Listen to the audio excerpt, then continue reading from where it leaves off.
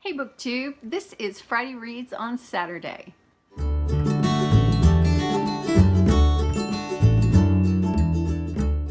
I'm Jen and I talk about audiobooks, and I've been gone.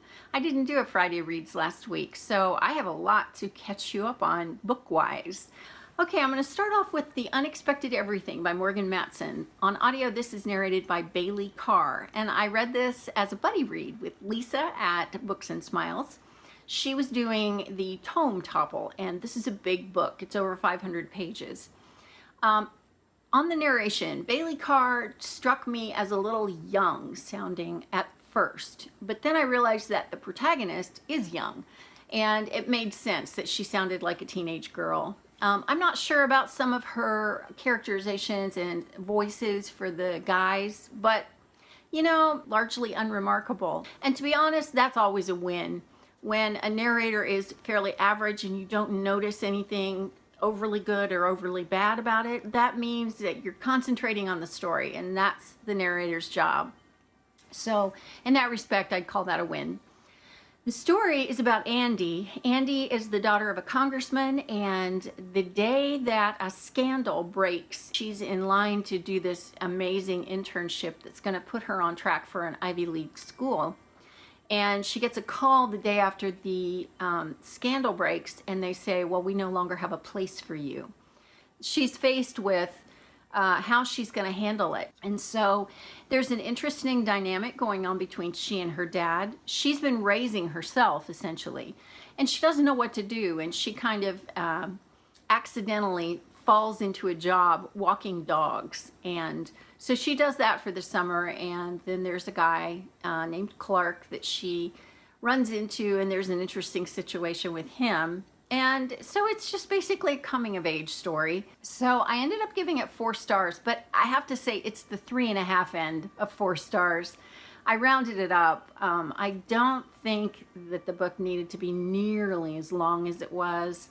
There were things that happened and characters that were just extra and needed to be edited out. She could have told the story a lot more quickly and in a lot less verbiage. So it was okay. Lisa and I agreed. We were like, nah, it was okay. It wasn't anything to write home about. I picked up a few contemporaries to listen to on my long drive. So the first of those was Something More Than This by Barbie Bohrman. This was narrated on audio by Meredith Starkman, and I liked this narration a lot. I really liked Meredith Starkman. I think she did all the right things, you know. She had all the right voices for the characters. She had a great sense of the tone of the book, and by that I mean that she put the right amount of emotion into it, and she was just really good. This is about Katie and Dylan and Connor, mostly about Katie, who is a sports writer for a newspaper, and Dylan is her best friend and editor, and Connor is her high school crush. And Connor comes back into her life, and she has to deal with her feelings for each of these guys. It plays out nicely. It's your basic, you know, best friends to involved lovers kind of story. I like Barbie Bohrman a lot. I've read probably 3 or 4 of her books now, and I think she's a good just romance writer. I think she does it well. So this was a little convenient at the end, but you know, it was okay. I ended up giving it 3 stars. I thought, yeah, this was worth the read. So if you like something very light, very quick, and very convenient, then that's your book. Then I picked up In the Cards by Jamie Beck. This is narrated on audio by Amy Rubinate and Will Dameron, and I really liked this story. This is a standalone, and I've read a couple of things that Jamie Beck has written before and not been overly impressed with them. But this one I really liked. This, it's called In the Cards because Levi is a guy whose dad is a con man. And so he teaches Levi to play cards early on, and he wins a lot of money in Vegas. And so he's kind of independently wealthy, and then he invests it with stocks, and so he kind of makes his fortune that way. And Lindsay meets him when she's just a high school kid, and he's a bartender. So he's a little bit older than her, but not much. She is the daughter of some New Englanders who expect her to go to an Ivy League school, which she does, and she becomes an editor at a magazine and just feels really unfulfilled. And she finds out that her fiance has cheated on her, so she runs to California to kind of figure out what to do. So a lot of the book is her kind of waffling around trying to figure out what to do with herself. And then Levi is very taciturn, and he gets into a motorcycle accident, and because his house is next to the one that she has rented, she comes over and helps to take care of him, and of course then they fall in love. So it's a pretty good story. I think that probably the protagonist, Lindsay, took a little bit too long to get to the conclusions that she should have come to, especially about her fiance. And beyond that, I enjoyed it. I think it's a fairly good read. I gave it 3.5 stars. I rounded it down to 3, as I do with most of these kinds of books, but I think it's on the better end of those 3.5 stars. So yeah, I liked it a lot. And then it started with a kiss. This is by Marina Adair, and this is book 1 in the Sequoia Lake series, narrated by Rene Raudman. And Rene Raudman was fantastic. She was just so good. I really liked her narration.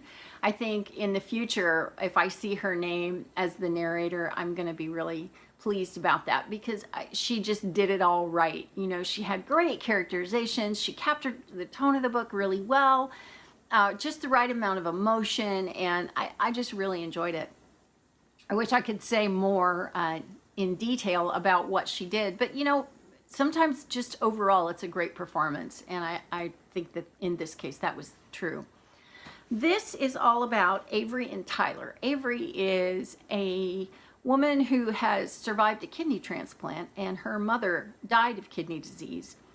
And Tyler, his parents run a kind of a wilderness company where they take people on hikes and they take them fishing and they, you know, stuff like that. He and his dad have a terrible relationship. So you have that drama going on, and then you have Avery, who works at this place as a coordinator. But the relationship was okay.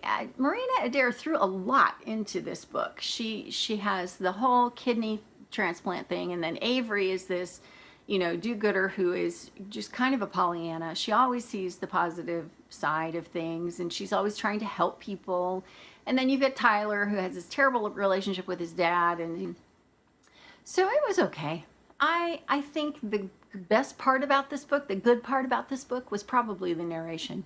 So I ended up giving that one 3 stars too. Yeah, it's kind of my pattern. It's like, well, yeah, that was fun. That was, you know, past the time, and so 3 stars.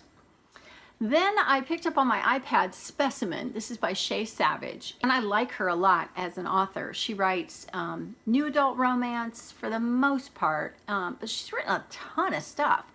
And the thing that I read most recently was a book about a hitman, and it was erotica, and I just didn't care for it. There was nothing, there's no real plot to the story. And she wrote Transcendence, which is one of my favorite books of all time, which is about a caveman and a girl who falls through time, and loved that. So I picked up this book, Specimen, which is a standalone, and it's about a guy, difficult to explain, but he was a prisoner who was turned into a super soldier. And so all of the super soldiers in this program are closely attached to their doctor, and their doctors are always women, and they're always men. And so it's just an experiment for a super soldier, and then it becomes the relationship between the doctor and him. It was okay. Definitely better than the last thing I read from Shea Savage, but it's pretty hot, pretty steamy. But Shea Savage is, I know she's going to be that way. So I liked it. I ended up giving it 3 stars because that's what I do. Then I hit the jackpot. I don't know how I found this, but I think I was looking for new books that had been narrated by my favorite narrators. And I looked up Lauren Fortgang because I really like her as a narrator. And I saw that she had done Gray, the Complete Series by Lou Cadle. This, I think, was initially released in 3 parts, and then it came out as an entire book. This is a post-apocalyptic tale about an asteroid that hits the Earth, and Coral is she's 19 years old. She's a college student in pre-med, and she takes a trip to just get away for the summer. She's at the University of Michigan, so she drives from there to Idaho, and she finds a beginner's cave and thinks, oh, I'll just do this, and wonders, should I be doing this alone? Which, no, you shouldn't. But as she's getting out of the RV and getting into the cave, she sees this black cloud coming, and she's not sure what happened. And for much of the book, she isn't sure. She speculates. And one of the speculations is that maybe it was an asteroid. This was fantastic. Lauren Fortgang was amazing. The story was amazing. It is just the kind of thing I love. All about survival, all about who can you trust and how are people going to behave in a situation where the apocalypse has happened, essentially. And there were bad guys, there were good guys, there were safe places, but were they really safe? And what exactly was going on? And just a whole lot of that. I loved it. I absolutely loved it. I gave it 5 stars. And I will tell you, if you've read Ashfall by Mike Mullen, I have this whole series, and this is about Yellowstone exploding. Now this is YA, but Gray is adult.